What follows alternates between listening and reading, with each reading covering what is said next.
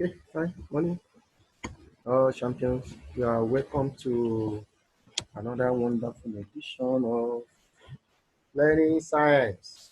Learning Science. Thank you. You are welcome. So, this today, what are we going to talk about? We shall be talking about this topic: simple calculations on gravitational force. Simple calculations on gravitational force. Fine. So let's move on. So what is going to be our learning objectives for today in this very uninteresting edition of learning science? Okay, so at the end of this lesson, you should be able to perform simple calculations on gravitational force and work done. You equally be able to mention or explain what is meant by balance and balance force, and you should be equally able to discuss anything about friction. Suppose your brother asks you what is friction, you should be able to explain something about friction. Okay, now simple calculation on gravitational force.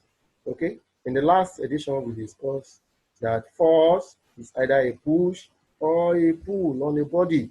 So from simple Newton's law, we can denote that force is equal to mass times acceleration.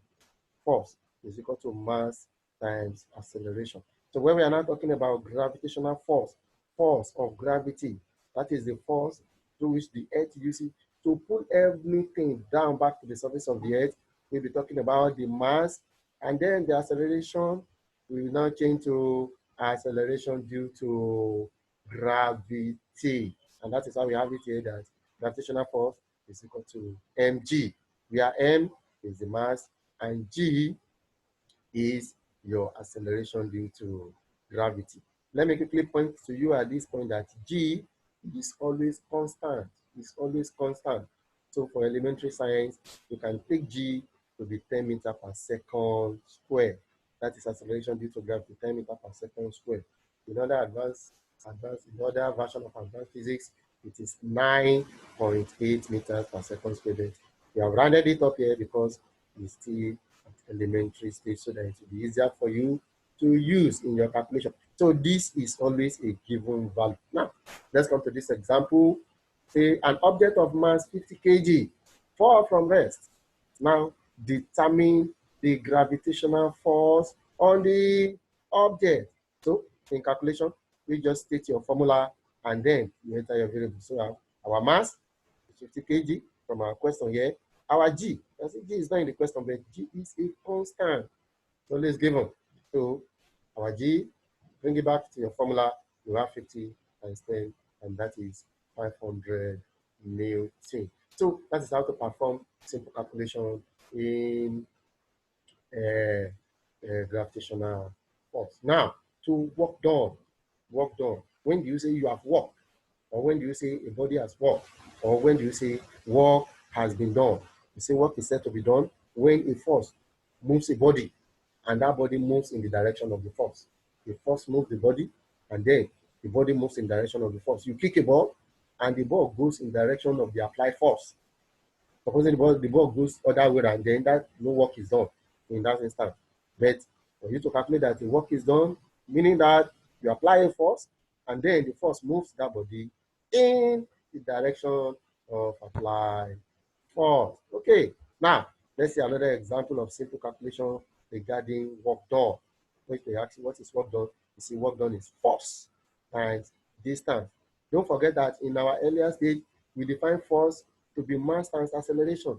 So this is our force here, mg, and then the distance here could be represented by d or h. Now, let's come to this example. A boy kicked the football, and the mass of the football is 5 kg across a cliff or a pole or 50 meters high.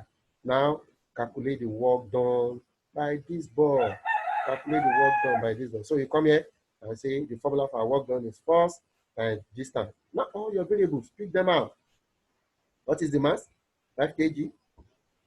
Here, We have acceleration due to gravity. What's acceleration due to gravity?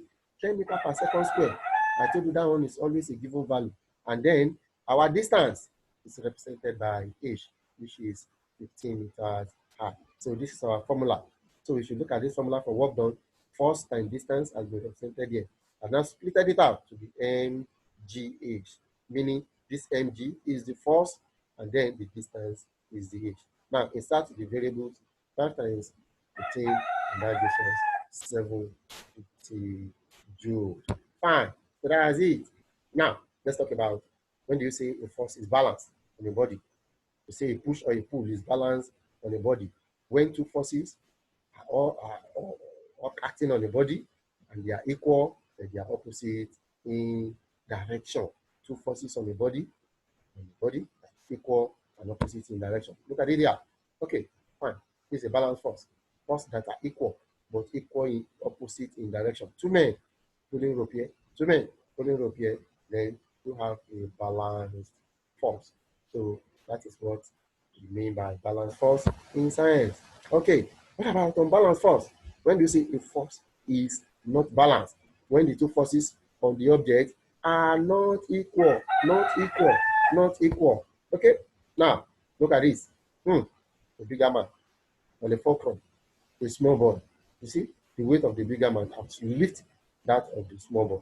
This is unbalanced force. Fine, fine. Now, let's talk about friction. Very important in our day-to-day life. What is friction? Anybody ask you what is friction? What will you say? You say friction is a force that resists or that opposes movement.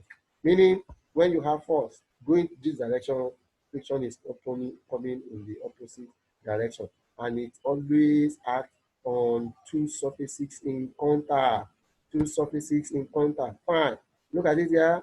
This big man pushing this door towards this direction. Look at friction here. Friction coming in the other direction. So when we say friction opposes motion, you can see it here. This is the direction of motion, and this is the direction of friction. And that is why you say in the earlier stage that friction is the force that resists or that opposes motion when two surfaces are in contact with each other. When the two surfaces are in contact with each other. Look at the door in contact with the ground, and then the big man pushes the door. The door is the direction of the motion of the applied force. So you can equally say that the work is done on this door, that friction is there to oppose the direction. Friction has so many advantages.